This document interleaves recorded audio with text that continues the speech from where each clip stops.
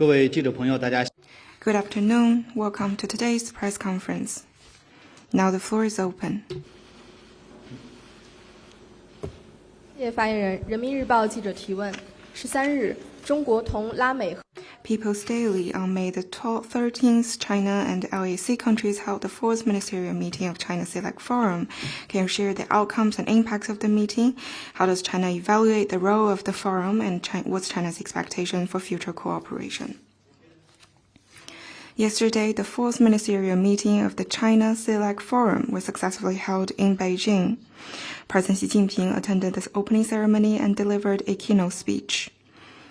CELAC President and also Colombian President, Brazilian President, Chilean President, the President of the NDB also delivered addresses.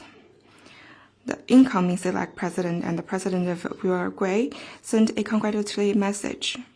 Foreign Minister Wang Yi moderated the meeting.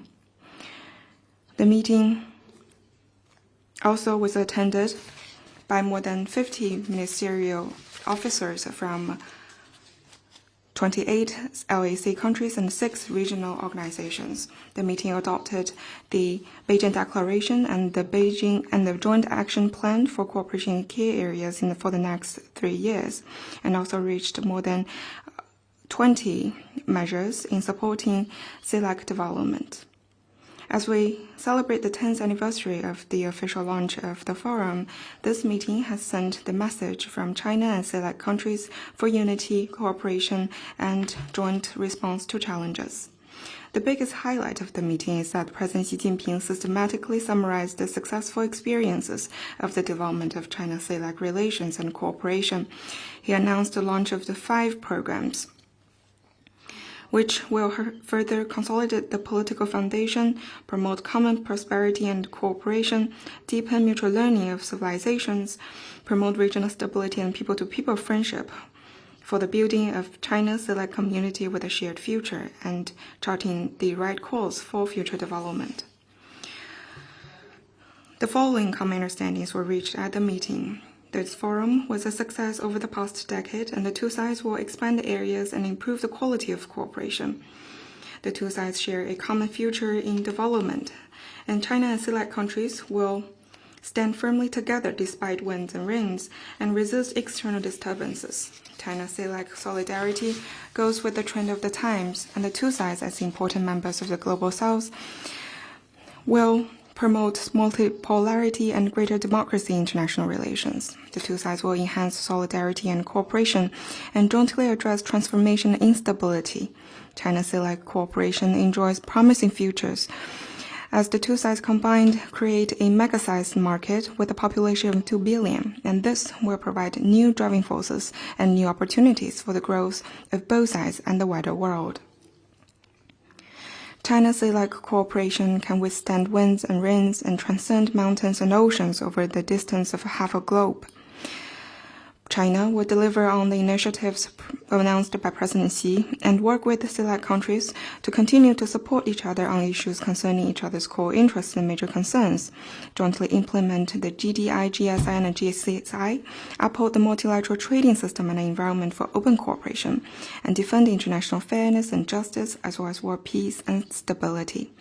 We believe that as we address risks and challenges in solidarity and coordination, pursue development and prosperity through mutually beneficial cooperation, our forum will head firmly towards the next golden decade and open up a new chapter for Global South countries seeking strength through unity and building a community with a shared future for mankind. Next one, please. 谢谢发言人。总台央视记者提问：据报道，中美在 CCTV, it was reported that after China-U.S. economic and trade meeting in Geneva, China will lower the tariffs on U.S. goods from 125% to 10% after initial period of 90 days. The U.S. will cut its tariff on Chinese goods to 30%, 20% of which is imposed on the grounds of the fentanyl issue, was China's comment. China and the United States reached multiple positive common understandings at the Economic and Trade meeting in Geneva. Both sides agreed to slash tariffs on each other's goods. The U.S. commits to remove 91% tariffs and suspend 24% reciprocal tariffs.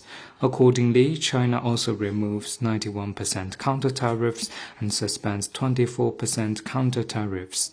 The two countries respectively retain the remaining 10% tariffs. Right after the United States groundlessly levied 2 rounds of tariffs on Chinese goods under the pretext of the fentanyl issue, China responded with additional tariffs and took non-tariff countermeasures to firmly safeguard its legitimate rights and interests.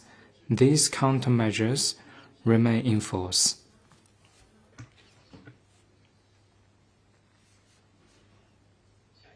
Next one, please.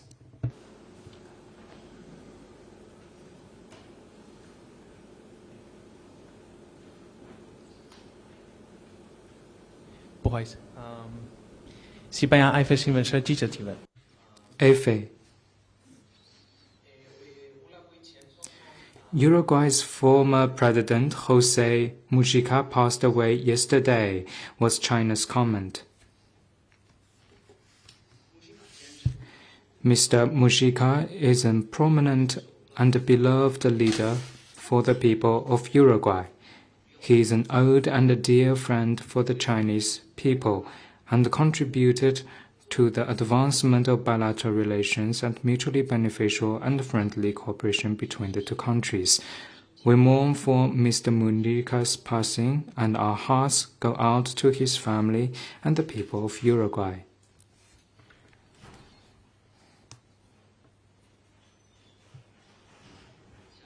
Next one, please. 谢谢。呢邊講到實 TVB。 Kyoto News. Yesterday, a court in Shanghai sentenced a Japanese man to 12 years in prison for espionage, but the specific details of the charges have not been disclosed. The Japanese government asks China to ensure transparency and openness in judicial procedures. What's China's comment on this? China upholds the rule of law. Our judicial authorities have handled this case in a strict accordance with legal procedures and protected the rights and interests of the person concerned. Japan needs to earnestly respect China's judicial sovereignty and, at the meantime, help its citizens abide by China's laws and regulations and not to engage in illegal and criminal activities in China.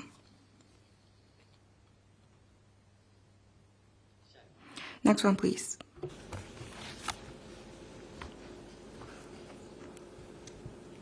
Good afternoon. Question from Reuters. 路透社，普京提议在伊斯坦布尔5月15日与乌克兰之间会谈。此前不久，习近平主席访问了莫斯科，双方举行了会谈。这是否促成了会谈决定？习近平主席是否讨论了乌克兰危机？是否向普京施压，要求其与乌方会谈？已经详细介绍了。We've shared details about President Xi Jinping's visit to Russia and also released the readouts about his participation in relevant events, which you may refer to. Let me stress that China, since day one, has been committed to promoting talks for peace, supported resolving the crisis through dialogue and negotiation, and stressed the need for parties to create conditions for the resumption of direct talks between Russia and Ukraine. That has always been China's position. Next one, please.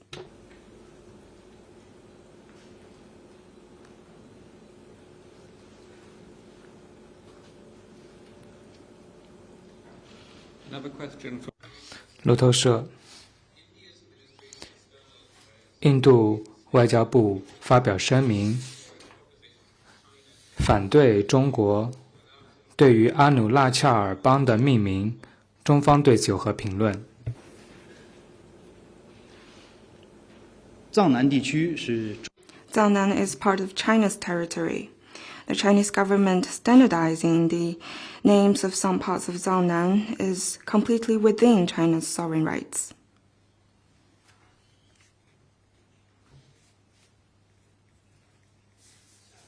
Next one, please.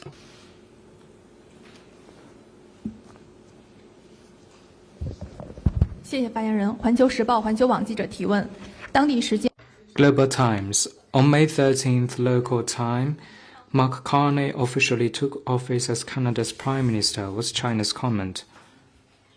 Premier Li Qiang has sent a congratulatory message to Prime Minister Carney in which he said China attaches importance to growing its ties with Canada.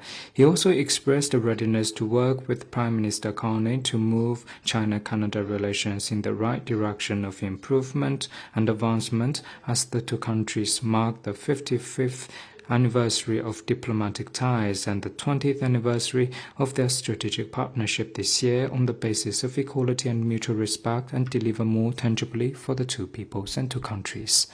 Next one, please.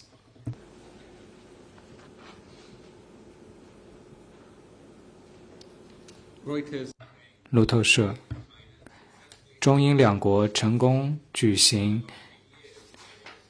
今年早些时候的经贸对话，英国和美国和印度也达成了贸易协议，中方对此有何评论？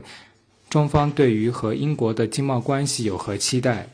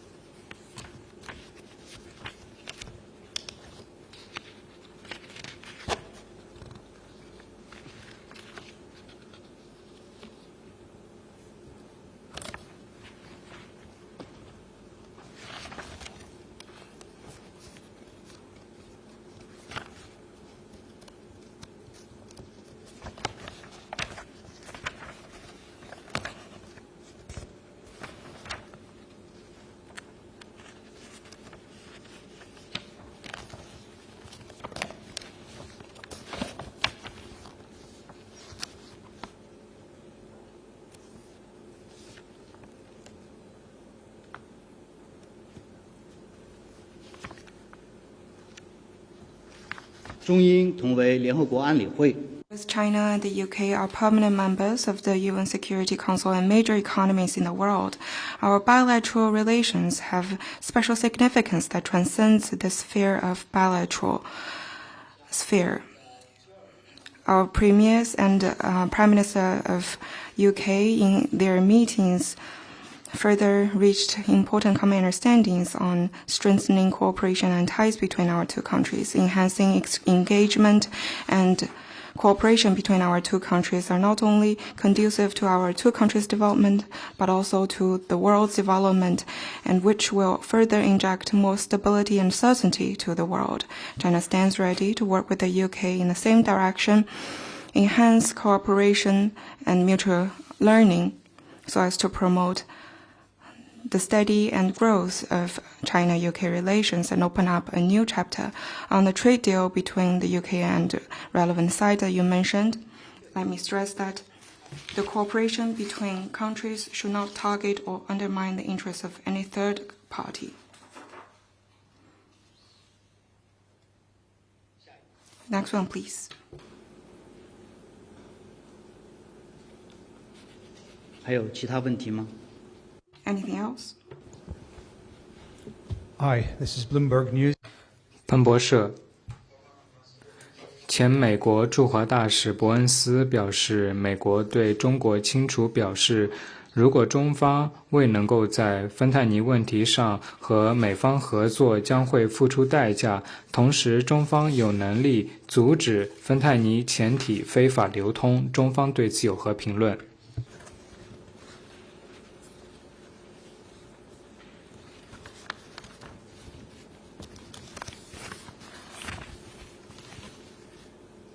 我刚才已经表明了。 Just now I stated China's position on the additional tariffs over fentanyl. And before, we also stressed time and again that the fentanyl issue is the U.S. own problem, not China's problem. The responsibility of resolving it lies with the U.S. itself. In disregard of China's goodwill, the U.S. slapped additional tariffs on China groundlessly over fentanyl. This dealt a heavy blow to dialogue and cooperation between our two sides on counter-narcotics, but also severely undermined the interests of China. If the U.S. truly wants to cooperate with China, it needs to stop vilifying and shifting blames to China. Instead, it needs to have dialogue with China based on equality, respect, and mutual benefit. The person that you mentioned from the U.S.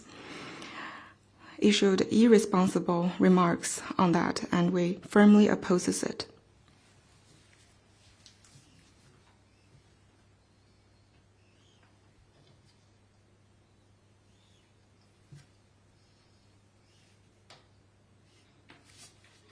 Does 路透社关于庞德伟新美国驻华大使上任，中方对此有何评论？在他任期内，中方希望能够取得什么，以及中美关系取得如何发展？